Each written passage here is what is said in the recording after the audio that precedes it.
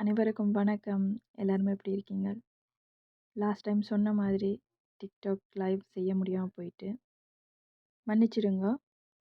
Last time லைவ்ல என்ன படிக்க நினைச்சோமோ, அது இன்றைக்கு லைவ்ல செய்யலாம்னு இருக்கேன்.